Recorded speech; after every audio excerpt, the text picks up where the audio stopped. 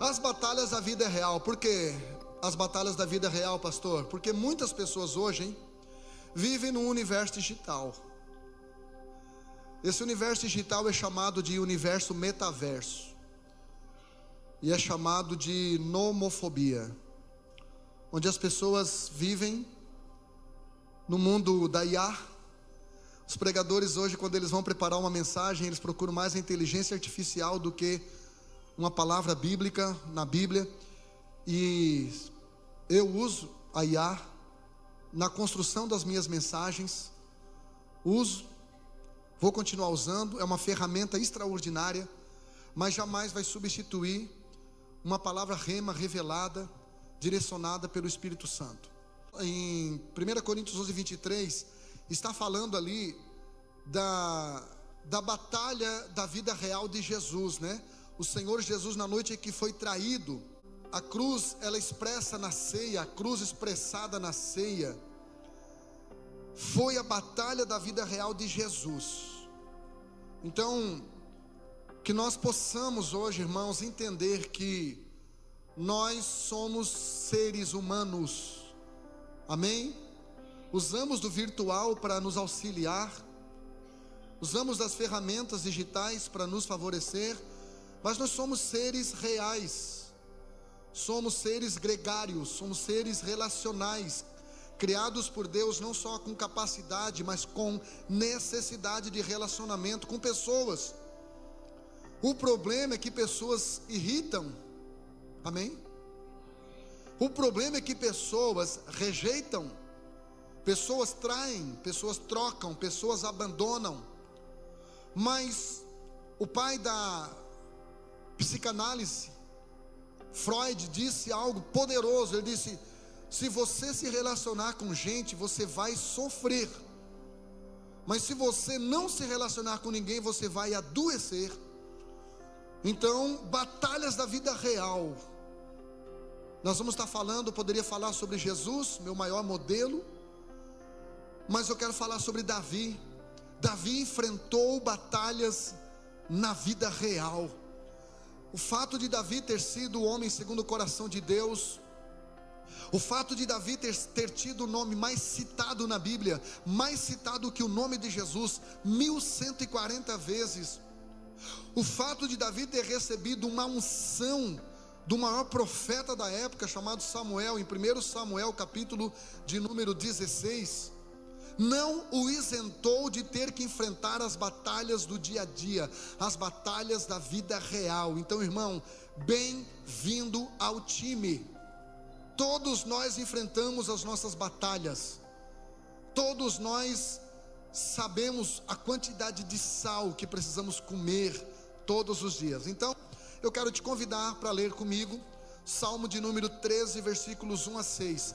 Esse salmo é um salmo pequeno, né? É um salmo pequeno, tem apenas 6 versículos. E o epígrafe desse salmo, pastor, o que é epígrafe? É aquela partezinha em negrito e em itálico que fica em cima do capítulo, é um resumo, é uma síntese do que aquele texto vai estar falando. E quando você lê ali o epígrafe desse salmo, pelo menos na minha tradução aqui, diz assim: Salmo do exílio, porque Davi escreveu esse salmo quando ele estava fugindo de Saul, quando Davi estava fugindo para proteger a sua vida. Por isso então esse salmo, ele estava num momento bem difícil da sua vida, e eu quero pedir de presente a sua atenção. Olhe para mim aqui. Então o salmo de número 13, versículos 1, Davi começa dizendo assim: até quando te esquecerás de mim, Senhor? Para sempre? Até quando esconderás de mim o teu rosto? Até quando consultarei com a minha alma, tendo tristeza no meu coração cada dia? Até quando se exaltará sobre mim o meu inimigo? Atenta em mim, ouve-me, ó Senhor meu Deus, ilumina os meus olhos, para que eu não morra, para que o meu inimigo não diga, prevaleci contra ele, e os meus adversários não se alegrem, vindo eu a vacilar. Mas eu confio na tua benignidade, na tua salvação, meu coração se alegrará. Cantarei ao Senhor, porquanto me tem feito muito bem. Estenda sua mão para cá. Diga assim: Senhor, abençoa pastor Jean para falar comigo. Diga: não deixa que a limitação dele ou a vaidade venha atrapalhar. Amém. Pode voltar no versículo 1, por favor. Esse texto, como já falei, é um texto chamado de canção da fuga, o salmo do exílio, porque Davi estava fugindo. Então, eu quero perguntar aqui: você já sentiu vontade de fugir alguma vez? Você já, além de mim, você já sentiu vontade de sumir? Pelo menos por um tempo. Sumir assim uns dias, umas horas, uns meses. Eu já senti vontade de morrer, irmão, mas ficar vivo, só para ver como que as pessoas se comportariam no meu velório. Para ver se a minha mulher ia chorar de verdade ou ela já ia chorar assim. Então, às vezes fugir é covardia, mas às vezes fugir é sabedoria. Fugir é covardia quando a gente quer fugir de um casamento que está numa fase não muito boa. Casamento é como um jogo de videogame. Quanto mais você muda de fase, mais vai dificultando. Então, algumas vezes a gente tem vontade de fugir de relacionamentos, de ambientes, de lugares. E às vezes isto é a mais alto nível, esse é o mais alto nível de covardia. É covardia quando nós queremos fugir dos problemas que às vezes só falta uma gestão, só falta posicionamento, só falta um pouquinho de oração, de jejum, só falta isso. Só que a gente prefere não querer pagar o preço. É covardia a gente fugir quando a gente está com algum desafio que precisa ser encarado e superado. Um curso para fazer, um problema para resolver, um medo para enfrentar, um trauma para vencer, e aí a gente quer fugir. Tudo isso é covardia. Jonas capítulo 1 versículo 3. No versículo de número 1, a Bíblia diz que veio a palavra do Senhor ao profeta Jonas, filho de Amitai, dizendo, no versículo 2: levanta-te e vai à cidade de Nínive, porque o seu pecado chegou até as minhas narinas. Versículo 3, a Bíblia diz que Jonas se levantou, mas para fugir da face de Deus, da presença de Deus. É a rota da fuga, é a rota da covardia, é a rota da conveniência. Estou num ambiente que está enfrentando um problema, estou convivendo com alguém que está enfrentando uma fase difícil, então eu vou atrás da minha conveniência, e aí eu coloco isso e dizendo: eu senti de Deus, Deus falou comigo. Mas existem momentos, irmãos, que fugir é sabedoria. Existem momentos que não fugir é simplesmente teimosia, e fugir é sabedoria. Quando você lê o livro de Gênesis, capítulo de número 39, uma mulher muito bonita, esposa de um homem chamado Potifar, uma mulher com uma carência sexual muito grande, porque a Bíblia diz que o Potifar era eunuco, ou seja, ele era castrado. Eunuco eram pessoas castradas, homens castrados para cuidar das mulheres do rei. Então essa mulher, ela não tinha satisfação sexual. O problema é que ela quis resolver a parada dela com a pessoa errada, com um homem crente, com um homem de Deus, com alguém que amava mais a Deus do que a ele, com alguém que estava longe de Jerusalém, mas estava muito próximo de Deus. E a Bíblia diz então que José fugiu daquela mulher. Ele fugiu. Eu gostaria que você gravasse essa frase, que você anotasse aí no seu celular, se você puder, ou na sua Bíblia, porque esta frase foi o que movimentou o meu ministério até aqui. Escute isso, escreva se você puder.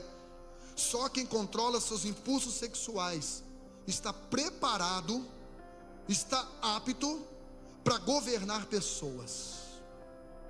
Um dia perguntaram para Billy Graham: se você estivesse numa sala com uma mulher bem linda, bem sensual, o Cláudio Duarte chamaria de uma cavala. Se você estivesse nessa sala com essa mulher, você pecaria, você adulteraria, você cairia? E ele: com certeza. E ela olhou e disse: não, você não está entendendo. Ela disse: eu estou entendendo. Você está dizendo para mim que o maior pregador de todos os tempos cairia se ele estivesse num ambiente fechado com uma mulher bonita, sensual, que lhe seduzisse? Ele disse: sim, o problema é que eu nunca estaria nesse lugar, só eu e essa mulher. 1 Tessalonicenses 5:22, fuja da aparência do mal, fuja, não flerte com o pecado, não brinque com o pecado, isto é sabedoria. Davi então no versículo 1 começa a falar das batalhas de dentro. Pastor, que batalhas são essas? Aquelas batalhas da mente. A mente é o nosso campo de batalha, disse Joyce Meyer. Aquelas batalhas do coração, aquelas batalhas do sentimento, aquela matraca que você só acorda, ela já vem falando um monte de coisa negativa, dizendo que não vai dar certo, que ninguém te ama, ninguém te quer. E aí aquela luta interior que ninguém sabe, olham para você, você está pleno, você está sorrindo, você está com postura de pombo, mas lá por dentro você está derrotado, precisando de uma palavra, precisando de um abraço, de uma compreensão. O Davi enfrentou isso, então você não é o único. Olha o que ele fala no versículo 1 do capítulo 13, diz assim: até quando, Senhor, te esquecerás de mim? O Davi estava com uma sensação de se sentir esquecido. Quando nos sentimos esquecidos por coisas ruins que estão momentaneamente substituindo as coisas boas. Eu falei momentaneamente substituindo as coisas boas. Existem momentos ruins na nossa vida, existem momentos ruins que estão substituindo momentaneamente momentos bons. Por que Davi fala isso? Porque Davi, chega um velhinho na casa dele, derrama um chifre de carneiro, derrama um óleo sobre a cabeça dele e diz: tu vai ser rei, tu vai ser rei. E ele olha para os irmãos dele e canta: quem me viu passar na prova e não me ajudou? E aí, meu irmão, depois que ele recebe essa unção, esta palavra do maior profeta da época, profeta Samuca, ele diz: é agora que Deus vai soprar o meu nome, é agora que vai vir coisas poderosas sobre a minha vida. E daí, meu irmão, no lugar do trono que ele esperava, veio a lança do Saul. Quando você lê 1 Samuel, capítulos 17 e 18, Saul por 12 vezes tentou matar Davi. E eu estou falando aqui do líder dele, eu estou falando do sogro dele. No lugar de seguidores, alguém aqui gosta de seguidores? De vez em quando eu dou uma olhadinha lá no meu Instagram. De vez em quando eu olho meu Instagram para ver se eu tenho mais alguns seguidores. Eu estou tentando superar a Letícia, irmão, mas não está fácil. Eu olho lá, e o Davi pensou: agora eu sou rei, irmão. Agora eu vou até mudar o meu jeito de andar. Sou rei, maluco. E no lugar de seguidores, porque rei tem que ter súditos. No lugar de seguidores vem perseguidores. Começa a ser perseguido de tudo quanto é lado. Ele tem que enfrentar leão. Irmão, quem aqui já levou corridão de cachorro? Imagina de um leão.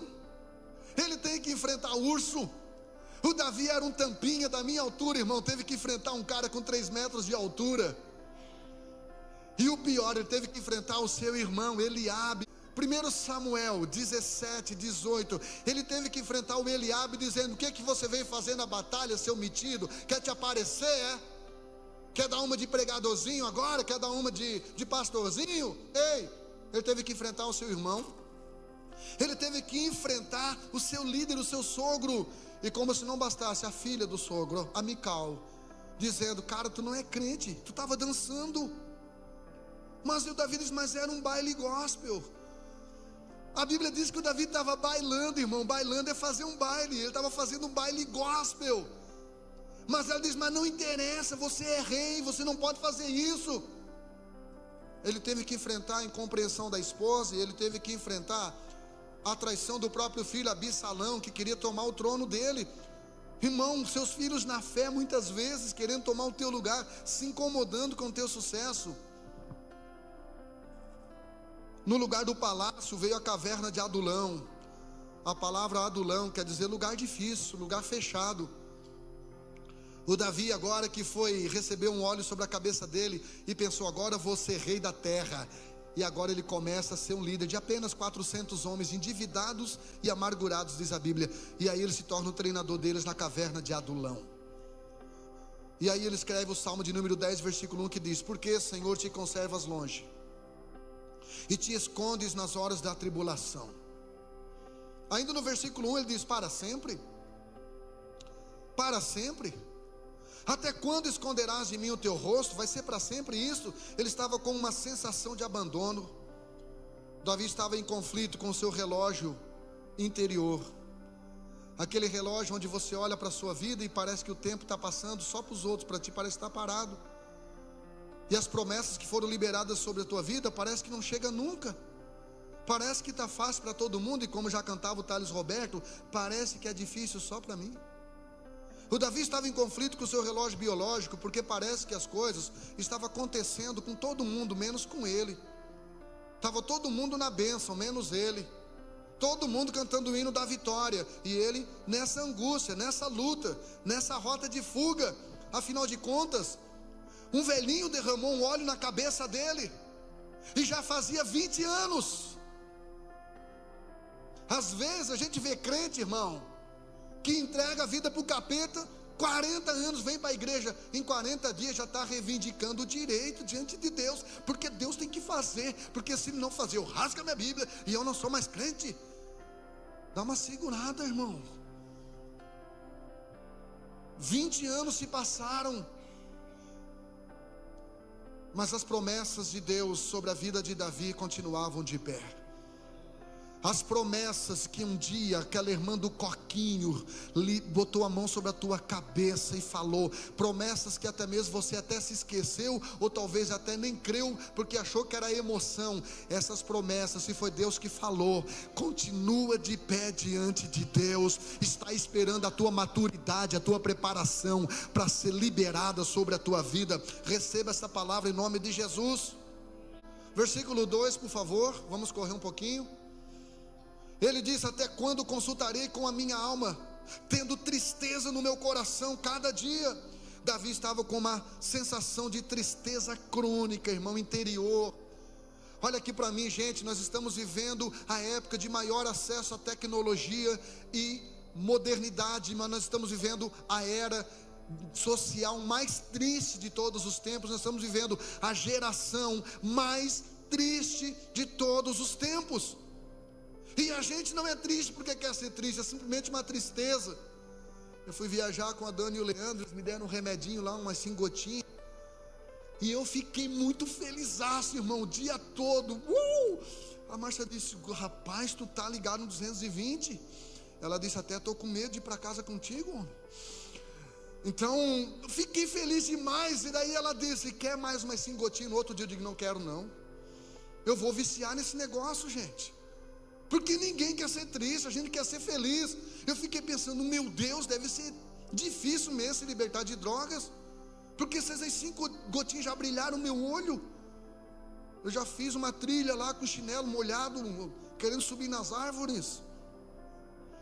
Então Davi tinha buscado a Deus intensamente e sinceramente. Ele diz: eu tenho consultado você com a minha alma. Em outras palavras, se fosse hoje eu diria: eu tenho vindo no culto sinceramente mesmo. Eu tenho vindo para a casa de oração porque eu quero realmente tua presença. Mas a falta de resposta de Deus produziu uma tristeza em Davi. Como você tem lidado com o silêncio de Deus, irmão, nos seus momentos de tristeza? Como que você tem lidado? Jó no capítulo 10, versículo 4, ele pergunta para Deus assim: Deus, tu tens olho de carne? Tu vê como vê o homem? Jó fala isso para Deus no capítulo 10, versículo 4, porque no capítulo 4, versículo 8, o melhor amigo dele, ou ele faz, disse para o Jó: Jó, aqueles que plantam o pecado colhem o que você está colhendo. Aí Jó pergunta para Deus no capítulo 10, só que do capítulo 10 ao capítulo 38, Deus não responde nada para Jó. Deus submete Jó ao processo seletivo do silêncio. Irmão, olha aqui para mim. Se o céu resolver silenciar contigo por um tempo, não queira andar atrás de profeta, não queira andar atrás de revelação, não queira andar atrás de caixinha de promessa, não queira estar mudando de lugares, porque Deus vai submeter você a esse processo de silêncio, porque Ele está preparando você para aquilo que Ele tem para você. Você pode dizer amém? Então, querido, essas são as batalhas internas do coração de Davi, da mente de Davi. Sentimento, pensamentos. Psicologia diz que pensamento constrói sentimento, sentimento determina comportamento. Tome cuidado com o teu pensamento e com o teu sentimento. Agora vamos ao versículo 3, o Davi diz: até quando se exaltará sobre mim o meu inimigo? Agora não eram as batalhas de dentro, agora eram as batalhas de fora. Como se não bastasse suas crises interiores, suas crises de identidade, como se não bastasse os seus conflitos emocionais, agora tinham coisas externas, inimigos e gigantes externos, querendo a sua derrota, uma sensação de fracasso e de derrota exterior, melhor dizendo. Gente, nós estamos vivendo num mundo competitivo, onde pessoas são avaliadas pela sua performance, pessoas são avaliadas pelo seu estereótipo. Irmão, hoje está muito difícil ser pastor feio. Está muito difícil para quem é baixinho, careca e barrigudo, irmão. Porque nós estamos vendo uma geração de pastor bonito que dá vontade até de casar com eles. Sério, gente, estou falando para você. Os pastores e as pastoras mesmo estão em crise. É muita crise. As pastoras mesmo estão em crise. Por quê? Porque nós estamos vivendo num mundo altamente competitivo, que Augusto Cury chama de PIB, padrão inatingível da beleza, onde nós somos avaliados e julgados pelo nosso estereótipo, pelos nossos resultados, pela nossa performance, por aquilo que temos, por onde moramos, pelo carro que andamos, pelas roupas que vestimos. Quem está me entendendo aqui, diga eu.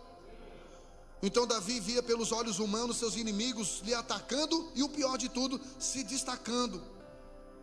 A derrota temporária eu chamo de sandálias da humildade. Deus vai permitir momentos de fracasso na sua vida, irmão. Eu profetizo momentos de fracasso na sua vida. Sabe por quê? Porque se Deus chegasse para nós hoje e dissesse assim: olha galera, por 10 anos eu vou banir as lutas de vocês, vocês não vão mais ter luta nenhuma, crise nenhuma, doença nenhuma. Sabe o que aconteceria com os nossos cultos? Se esvaziariam. Deus sabe disso. Deus sabe que o homem trata ele na conveniência. Deus sabe que o homem usa uma mola propulsora para se afastar de Deus, para buscar Deus. É aquilo que Jonas disse no capítulo 2, versículo 2: na angústia eu clamei ao Senhor. E Deus pergunta: por que não clamou antes? Eu não sou curativo, eu sou preventivo. Eu quero estar na tua vida, te preparando, te livrando, te abençoando. Aleluia, glória a Jesus. Mas Ele permite derrotas temporárias. Lá em Êxodo capítulo 7, Deus disse para Moisés assim: Moisés, quando você chegar no Egito, joga a tua vara no chão, que vai se transformar em serpente, e o povo vai crer. E o Moisés chegou e fez isso, porque as pessoas precisam ver sinais, olha, resultados visíveis. Só que Deus não falou para Moisés que os magos viriam e jogariam 2 varas no chão e se transformariam em 2 serpentes. Diga comigo assim: 2 a 1 para o Satanás. Moisés perdeu para os magos, até que a serpente de Moisés engoliu as 2 serpentes dos magos. Jó no capítulo 7, versículo 8 está escrito: o teu começo terá sido pequeno, mas o final da tua vida será abençoado, crescerá poderosamente e abundantemente. E eu libero esta palavra profética sobre a sua vida. Não se meça pelas circunstâncias. Talvez neste momento você esteja saboreando o dessabor de uma derrota momentânea, mas no final a Bíblia diz em Romanos 8:37 que nós somos mais do que vencedores por aquele que nos amou. Lutas externas. Versículo 3, ele diz: olha para mim, ouve-me, ó Senhor meu Deus. Sensação de invisibilidade. Este é um dos maiores desafios da maturidade, irmão. Porque quem quer, gosta de aparecer, é criança. Você já viu? Eu tenho 3 netos, irmão, com a idade deles, como eles gostam de dar um showzinho, como eles gostam de aparecer. Davi queria se sentir visto por Deus. Ele escreve no Salmo 25:16: olha para mim e tem piedade de mim, porque eu estou solitário e aflito. Davi queria se sentir ouvido por Deus. Ele fala no Salmo 18, versículo 6: na angústia invoquei ao Senhor e clamei ao meu Deus desde o seu templo. Ele ouviu a voz, Ele ouviu a minha voz e os meus ouvidos, aos seus ouvidos chegou o meu clamor perante a sua face. Versículo 3 ainda, ele diz: ilumina meus olhos, para que eu não morra. O Davi pede aqui uma visão ampla para Deus, para poder ver as armadilhas, as estratégias do seu inimigo Saul. Ele estava pedindo discernimento para Deus. Pastor, como é que eu faço para ter discernimento dos meus inimigos? A Bíblia é a lanterna. Amém? Será que eu posso ouvir um amém? Salmo 119, versículo 105 diz: lâmpada para os meus pés é a tua palavra, luz para o meu caminho. A Bíblia é a lanterna, irmão, ela vai esclarecer, ela vai clarear tudo à sua volta. Mas a oração é o colírio que vai fazer você ter uma visão e olhar a vida com os olhos de Deus, viver aquilo que Deus está vendo.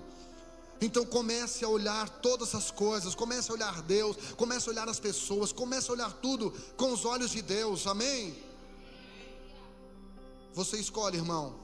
Diga para alguém do lado, e se você tiver coragem, você escolhe ter o olho grande ou uma grande visão. Irmão, você acredita que a gente está vivendo um tempo de crente olho grande? Eles olham na internet algumas conquistas e dizem: não acredito. Fulano, não. Nós precisamos é ter uma grande visão, irmão.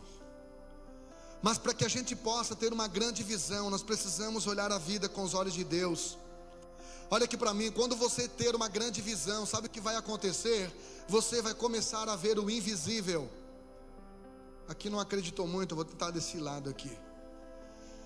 Irmão, quando você começar a olhar a vida com os olhos de Deus, você vai começar a ver o invisível. Diga assim para mim: pastor, isso é coisa de maluco. Porque é o louco que fica olhando para o nada e dando risada.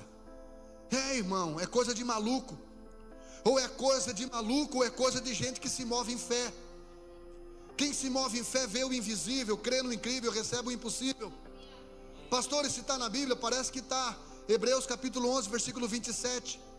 A Bíblia diz que Moisés deixou o Egito e ficou firme, não temendo a ira do faraó, porque ele ficou firme pela fé, como que vendo o invisível.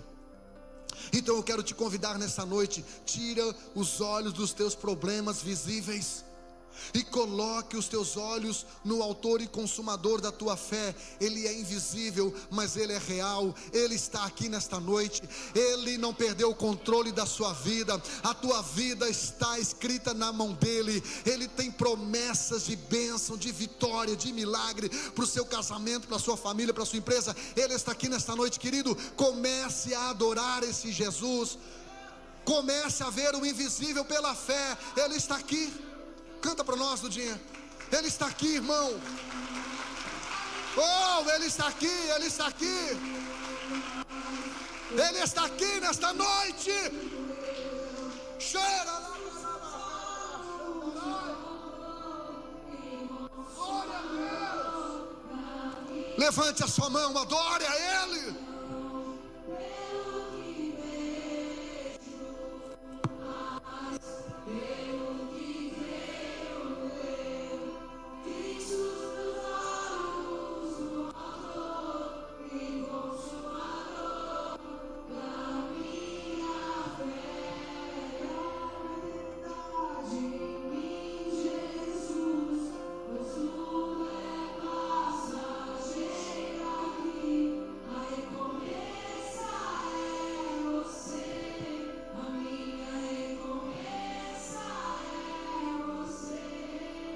Batalhas internas de dentro, batalhas de fora, inimigos visíveis e palpáveis, reais. Mas a vitória não vem de dentro e nem de fora. A vitória vem de cima. Todo dom perfeito, toda boa dádiva vem de cima do Pai das luzes, onde não há mudança, não há sombra de variação. Então olha o que Davi fala no versículo 5. Pula lá para o 5 para mim, por favor. Ele começa dizendo: mas eu confio na tua benignidade. Diga glória a Deus. Diga: eu estou na luta por dentro, estou na luta por fora, mas eu estou na fé para cima. Sua vitória estará na tua confiança, na bondade de Deus. Deus é bom, o tempo todo Deus é. Davi acreditava que Deus só lhe faria o bem, usando meios incompreensíveis. Salmos 23, versículo 6, ele diz: certamente que a bondade e a misericórdia de Deus me seguirão, vão andar atrás de mim, me seguirão. Quando, Davi? Quando que isso vai acontecer? Todos os dias da minha vida, e habitarei na casa do Senhor por longos dias. Ele disse: Deus é bom, por isso que eu venho para a igreja. Eu não quero ser um visitante aqui domingo à noite, eu quero habitar nesse lugar, eu quero receber as promessas dele nesse lugar, eu quero ser treinado nesse lugar, eu quero sair daqui cantando o hino da vitória, com uma palavra de fé, com uma palavra de ousadia, para encarar a semana, em nome de Jesus. No versículo 5 ele diz: mas eu confio na tua benignidade, na tua salvação, meu coração se alegrará. Lá no começo ele está triste, agora ele diz: o meu coração vai se alegrar. Por quê? Porque a tua salvação faz parte da minha vida. Agora vem sobre o coração de Davi uma sensação de certeza da salvação e alegria plena, após um período de sequidão espiritual. Quando você estiver nesse período de sequidão espiritual, e você passará por ele, você enfrentará ele. Todos nós enfrentamos, pastores enfrentam. Essa tarde eu estava lá no meu quarto orando, eu disse: Senhor, me perdoa. E ele disse: por que, meu filho? Como se ele não soubesse. Por que, meu filho? Eu disse: porque eu não estou com um pingo de vontade de ir no culto. Me perdoa, Senhor, está tudo certo. Se isso acontece com o pastor, irmão, que teve aqui de manhã um culto maravilhoso, um culto poderoso aqui, pessoas entregando a vida para Jesus aqui, de manhã mais de uma. Faça assim. Doeu? Doeu? Bem-vindo ao time. A gente sente dor, irmão. Jesus é chamado só 7 vezes de Filho de Deus, e dezenas de vezes de Filho do Homem, para falar da humanidade dele. Salmo 51, versículo 12, sabe o que Davi ora pedindo a Deus? Senhor, me dá novamente a alegria da tua salvação, e conserva em mim um desejo de ser obediente. Versículo 6, para a gente caminhar para o final, diz assim: cantarei ao Senhor, porquanto me tem feito muito bem. Cantarei ao Senhor, porquanto me tem feito muito bem. Semana passada, na minha pregação, terminei falando de cantar. Eu terminei falando de adoração. E parece que Deus, Ele está assim trabalhando nesse sentido, nesses últimos dias. Porque a igreja, irmão, se o ministro não insistir, ela não canta como deveria cantar, na intensidade. Irmãos, será que a Paula Fernandes recebeu mais adoração do que Jesus hoje aqui? Será que o povo cantou mais alto ontem lá do que o nosso povo hoje aqui? Ele termina dizendo: eu cantarei ao Senhor. Qual o motivo, Davi? Porque Ele tem me feito muito bem. Ele tem cuidado de mim, tem enfrentado lutas internas, batalhas externas, mas Deus tem sido tão bom comigo. Semana passada eu falei, da oferta que eu ganhei de um irmão aqui da igreja, e aí o irmão me disse assim: pastor, Deus tem sido bom contigo? Eu digo: não, Ele tem sido bom com os outros. Comigo Ele tem sido maravilhoso. Comigo Ele tem extrapolado, irmão, Ele tem avacalhado, Ele tem sido assim, over delivery. Mas não tem me isentado de lutas, de prova, de angústia. Deus teve que levantar o profeta Moacir lá em casa, semana passada, para falar conosco de profecia. 2 vezes que Deus já fez isso com Moacir. Uma vez eu fui muito afrontado aqui por uma pessoa e falou muita besteira. E aí eu fui para o monte, irmão, desolado. A igreja estava numa campanha, eu só cheguei lá. O Moacir nem tinha vindo congregar comigo. Deus usou a boca dele lá para falar coisas que só eu, o Bebo e o Lucas sabíamos, que estávamos naquela reunião naquela tarde. E semana passada levou o Moacir lá de novo. A Márcia chorava largado. A gente tem enfrentado lutas. As lutas são pessoais, são coletivas. A igreja, irmão, enfrenta lutas. A igreja tem que ter maturidade para enfrentar cada momento, cada situação, cada luta, cada ciclo. Nós precisamos ter maturidade. Somos uma família, a gente é brasileiro, a gente não desiste. Nós não somos crianças que entra por aquela porta só para satisfazer uma necessidade. Nós somos adultos que entram por aquela porta para assumir responsabilidade de resolver problema, de passar essa fase, porque tudo passa, até uva passas. Isso que nós estamos passando também vamos passar, e nós vamos cantar o hino da vitória. O choro pode durar uma noite, mas a alegria virá pela manhã. Oh, aleluia! Então canta, irmão, canta ao Senhor. Quando você puder, canta. O pessoal da banda tem uma raiva quando eu canto, porque eu sou fora do tempo. Eu só consigo cantar com a Débora, porque ela vem atrás de mim correndo no teclado. Mas eu canto, irmão. Eu gosto de cantar. E eu só canto no meu espaço, mas eu gosto de cantar. Eu canto o tempo todo. Porque quando a gente canta, coisas começam a melhorar e a mudar. Coloca o último texto para a gente encerrar, Lelê. Atos capítulo 16, versículo de número 24 e 25. Aleluia. Quando você tira os olhos das tuas batalhas internas e externas e coloca os teus olhos no autor e consumador da tua fé, meu irmão, as coisas começam a mudar. Olha que texto lindo, maravilhoso. Diz que perto da meia-noite, a meia-noite é o final de um ciclo, o início de outro. A meia-noite é o final de um momento e o início de outro momento. Perto da meia-noite, o que Paulo e Silas faziam? Eles oravam e cantavam. Haviam recebido 39 chicotadas, 39 açoites, com o corpo parecendo uma savelha, meu irmão, com o corpo lanhado. Mas eles cantaram. Lá no céu, vou perguntar: que hino era aquele? Que hino era aquele que levantou os anjos? Que hino foi aquele que colocou Deus de pé? Que hino foi aquele que promoveu um efeito cataclismo, um efeito de terremoto? Quando Paulo e Silas oravam e cantavam, veio o que, gente? Fala para mim o que aconteceu. Um grande terremoto. Fala de movimentação, meu irmão. Só continue orando, só continue cantando, e coisas que estão paradas na sua vida vão começar a se movimentar. Coisas que estão paradas começarão a se mover na sua vida.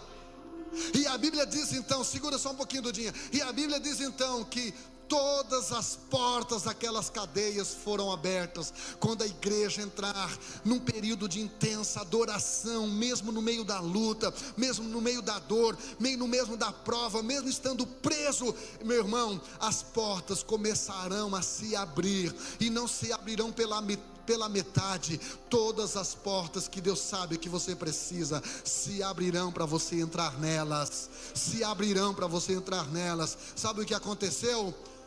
Os presos que estavam ouvindo se converteram a Jesus. O carcereiro se converteu a Jesus. E aqui nesta prisão começou uma célula. Foi a primeira célula, foi a primeira igreja na Europa. Aleluia! Então, meu irmão, você está enfrentando batalhas externas e internas?